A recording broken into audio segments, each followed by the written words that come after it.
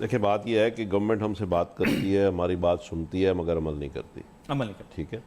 और बात क्या है कि कुछ हमारा अपना जो रिसर्च वर्क है, जब हम बात करते हैं कि हमारे पास अपना भी कोई रिसर्च वर्क होना चाहिए हमारी फेडरेशन चैम्बर्स वगैरह के लेवल पे, तो कुछ चैम्बर्स हैं यकीनन जिनके पास अपना रिसर्च वर्क है, लेकिन वो भी कंपाइलेशन ऑफ डेटा ज़्यादा है, उसमें कोई ओरिजिनल रिसर्च कम है।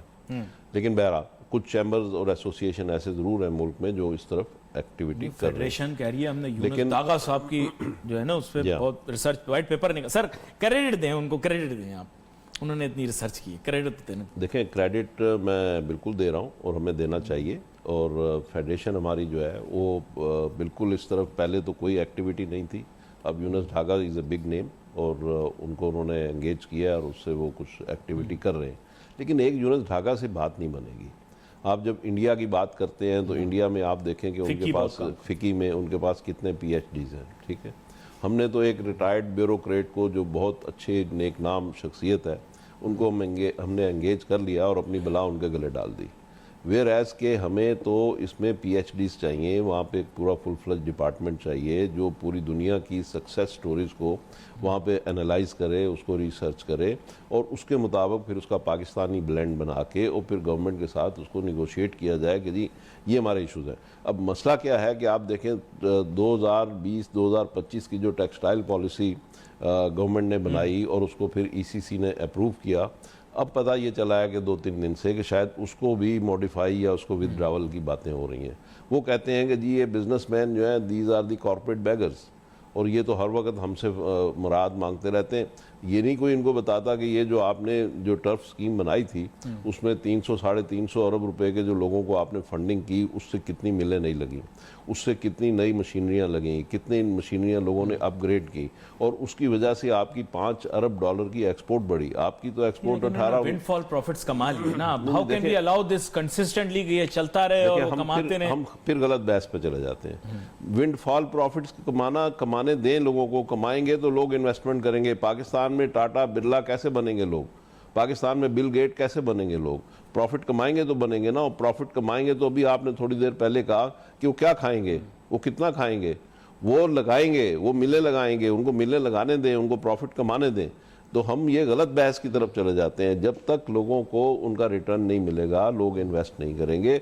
और आप ये भी तो देखें कि कितने हजार चाहते हैं कि इक्विटी जो है ना वापस अब कितने इक्विटी में इन्वेस्ट करें रादर देन बैंक लोन्स लेकर। कितने हजार और कितने लाख लोगों को उन्होंने रोजगार दिए। आपके बैंक किस पे चलते हैं? बैंक इसी मार्कअप के ऊपर चलते हैं। बैंक आखिर मनी लैंड करता है, वो उसकी प्रोडक्ट है और उसके ऊपर उसको प्रॉफिट मिलता है।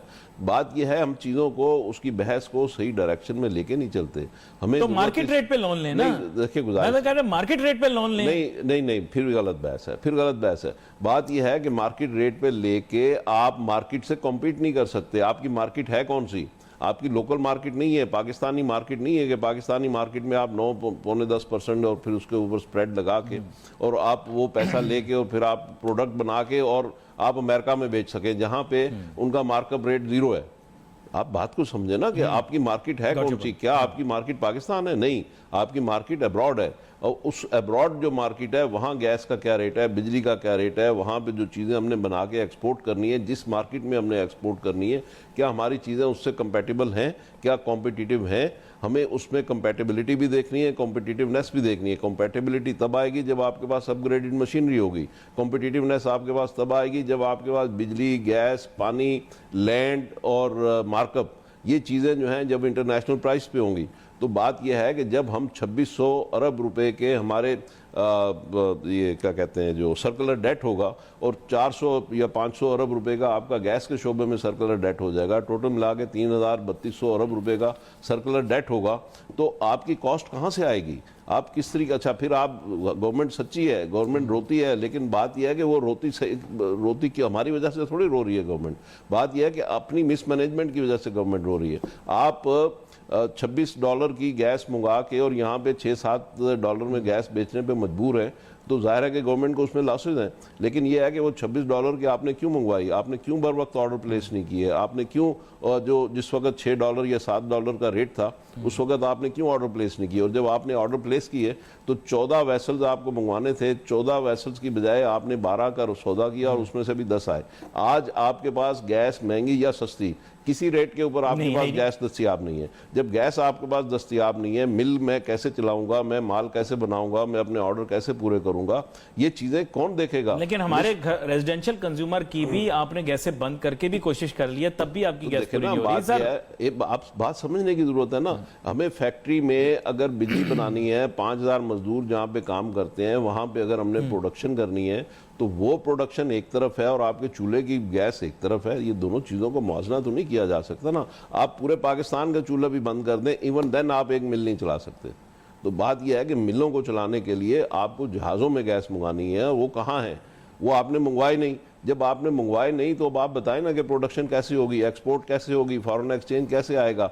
जो छोटा मोटा जो चीज़ें आपने प्रोवाइड की उससे $5 अरब की आपकी एक्सपोर्ट्स बढ़ी, मजीद आपको $5-10 अरब की। देखिए ना चीज़ों को $150 बिलियन क्वेश्चन फ्रॉम यू। चीज़ों को सही तनाजुर में जब तक हम नहीं रखेंगे अली साहब, ये मुल्क तबाही के दाने पे खड़ा रहेगा। हमें 100 जूते भी खाने पड़ेंगे, 100 प्याज भी खाने पड़ेंगे जो आजकल हम खा रहे हैं। अल्लाह ना करे कि हमारी नेशन को हम एक न्यूक्लियर पावर हैं, हमारा एक वकार होना चाहिए इंटरनेशनल वर्ल्ड में। हम मुसलमान हैं, हम न्यूक्लियर पावर हैं, अल्लाह रसूल का हम नाम लेते हैं, हम कलमा गो मुल्क हैं और उसके और हम कर क्या रहे हैं, हमारे लक्षण क्या है। अच्छा, ये चीज़ें जब तक हम ठीक नहीं करेंगे आप यकीन रखिए हमारे इकोनॉमिक प्रॉब्लम्स इसी तरह रहेंगे। ना हमें चाइना में जाके आएगा, ना अमेरिका के